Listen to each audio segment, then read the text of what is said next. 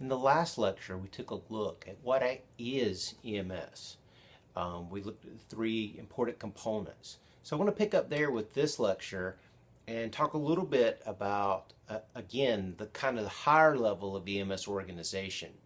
In our earlier lecture, we talked about the various levels of organization with routines and competencies within EMS organizations being the smallest component, the mid-size being the organizations, and then the large or the top piece of our model here being organizational populations and communities.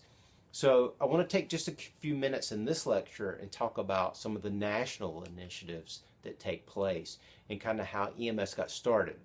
So just for a brief history of EMS, in 1966, accidental death and disability, the neglected disease of modern society, was actually published, and it called to question the number of deaths that took place on the highways in the United States. That led to the formation of the EMS Systems Act in 1973 that actually created the department within the National Highway Traffic Safety Administration for which EMS has fallen under ever since. So again, the National Highway Traffic Safety Administration is the key federal agency at this point for EMS, and there's been discussions of moving beyond that and creating something outside of the Highway Traffic Safety Administration, and there's proponents for both. There's proponents for moving it under Health and Human Services, but there's a lot of people that feel that EMS probably fares better being under Highway Traffic Safety than Health and Human Services, because there's potential with the small piece of the total episode of care for our patient, as we mentioned in the last lecture, being so small for EMS, there's a potential that we could actually get lost under Health and Human Services with all the other many healthcare services that compete for funding under that source of funding in the federal government. So let's look at a couple of the initiatives. One of the initiatives in 1996, the EMS Agenda for the Future has kind of created or updated the EMS Systems Act and kind of outlined this set of components that need to be considered in moving EMS forward. And everything's really revolved since 1996 around this initial effort to create these elements. And you can see the elements here in kind of the left forward face of the cube, being the integration of health services, research, litigation and regulation, system finance, human resources, medical direction, education, public access, prevention, communications, clinical care, information systems, and evaluation. So those are really the components, and I believe if you count there's 15, the 15 components that were identified as being crucial. But you can see those cross over and are influenced by society, as we mentioned in an earlier lecture, environmental factors, specific demographics and clinical populations, various healthcare elements. All of those things interact with those elements to create the EMS system federally that we know today. In 1998, the EMS Agenda for the Future was followed up with the EMS Education Agenda for the Future, which took a systems perspective to looking at how education should progress. Now, it's interesting because if you look at these agendas, again, the agenda's laid out kind of a direction, but EMS has changed dramatically since 1998, with the latest change being in the area of community paramedicine. So you're seeing somewhat of a different strategy that was identified from this early document. So we'll come back to that point in just a few minutes, but here you can actually see the EMS education system components, being practice analysis, EMS research, past experience, and the EMS Agenda for the Future. All of that feeding into the National EMS Core Content or National Curriculum that we talked about earlier, and leading to the National EMS Scope of Practice model. And then you can see the other components of that, of how it actually works its way down all the way to state licensure in various states. Again, a federal document, and sometimes very difficult to see all the things that may transpire in terms of the near future, and that's definitely the case with this document. We've also had a project to look at the workforce agenda, and actually there's a project that was funded through the North Carolina Department of Health and Human Services through Western Carolina, where we actually took a look at the workforce within the state of North Carolina. But this project, outlined by Highway Traffic Safety Administration, actually looked at workforce issues throughout the country. Again, there was the National EMS Scope of Practice Act.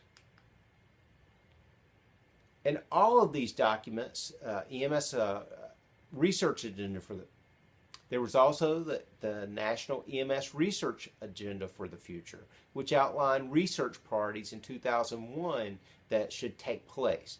And again, as we see the transition take place between 2001 and today, 2014, you're starting to see some adjustments that need to be made to this agenda because of medical research that's developed during that period of time. There was also the National EMS Information System, and many people are probably familiar with that as it grew out of the pre-hospital medical information system here in North Carolina. The National Highway Traffic Safety Administration funded a project to actually look at creating a national EMS information system. That started around 2001 with the first schema for the development of a database taking place around 2004. You can see now we've moved past version 3 and version 3.33 in 2014 now that'll be implemented soon. I want to talk about this project just for a moment because I've had a lot of involvement with it throughout the years. The project actually set out to start tying pieces of the research agenda for the future together with some of the educational agendas and scope of practice agendas. When you look at the National EMS Information System, it was theorized to actually help in 4 areas. You can see here from the EMS system perspective, it was to help answer the question, how can the EMS system improve its response? From a highway safety perspective, the question was, how can EMS reduce deaths and injuries on the highways? From an EMS program's perspective, what can EMS providers do better? And from a patient's needs perspective, what does the patient need now?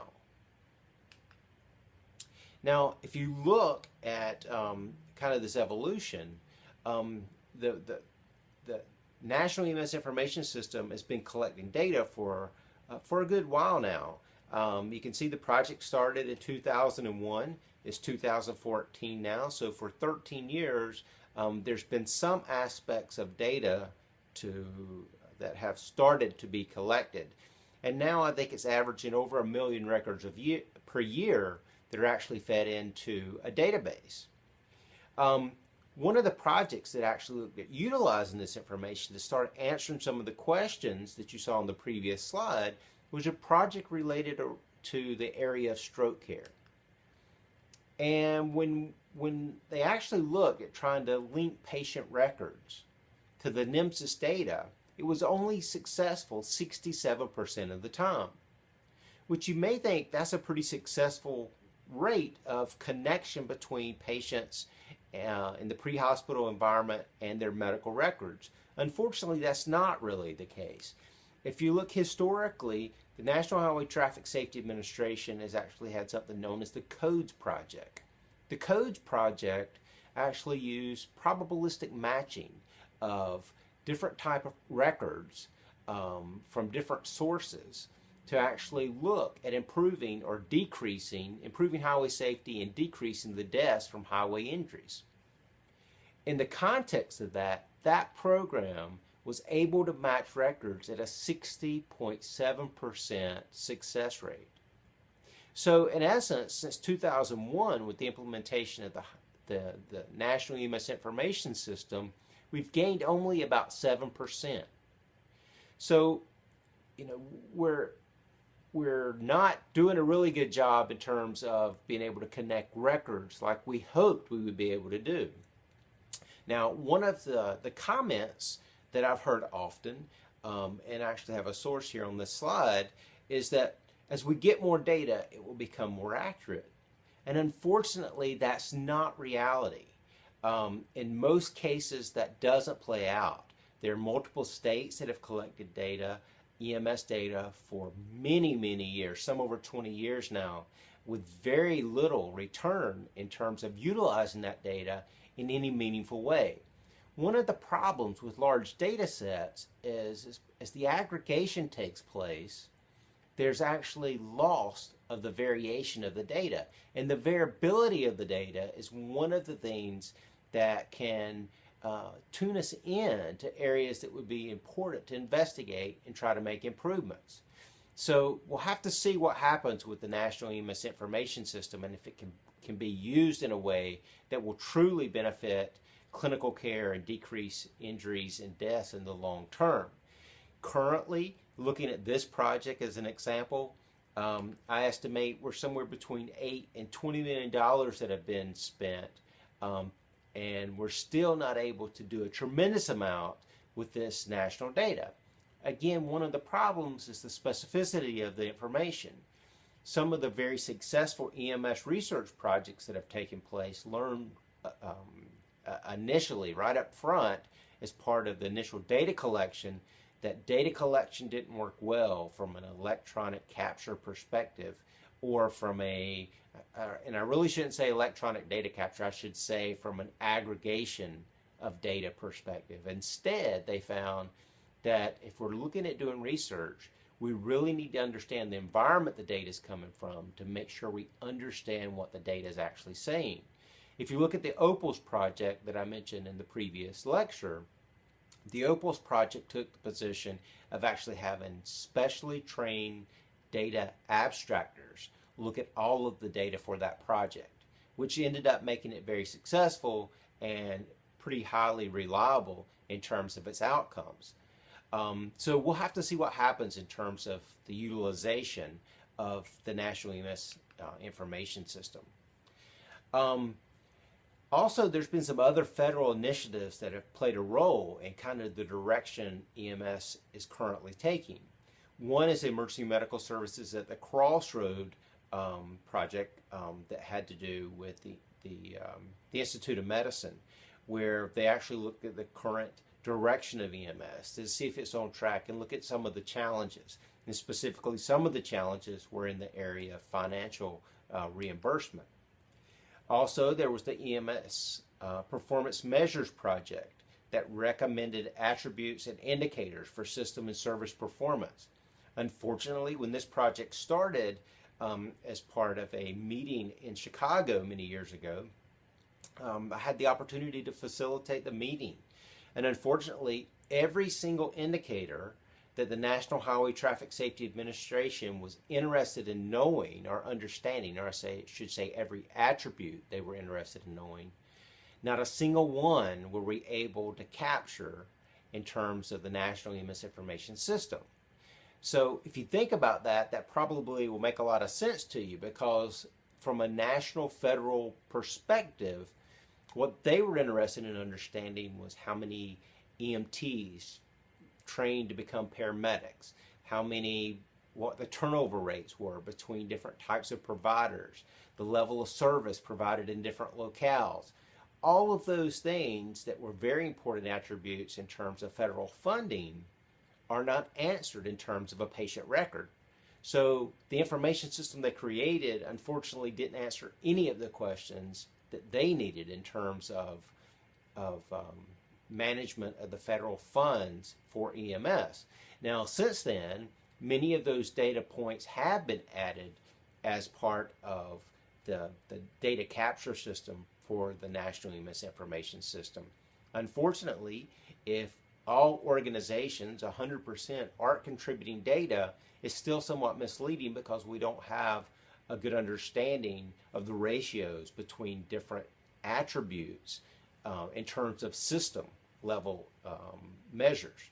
So here again, we'll have to see how that kind of transpires over time, and we'll see how successful this project has been. One of the biggest needs that actually exists is for clear definitions around performance measures in terms of both process and outcome measures. Unfortunately, as you saw in the previous presentation, when it comes to outcome measures, we don't understand a lot about outcomes, so it's very difficult to do a whole lot in terms of outcome measures in any area other than cardiac arrest. So there's been this magnitude of national projects that have taken place, and they've all contributed in some way, and they all influence the funding that you receive both from a federal and state level today in terms of providing care. They also influence to a large extent the state regulation that comes down to local regions and local communities. So it's important to have a good understanding of these as you move forward in thinking about the structural elements of organization or system design that we'll talk about in the next lecture. If you have questions about any of the national initiatives, or you would like to contribute more specifics about some of these projects, feel free to share that information in the Facebook group.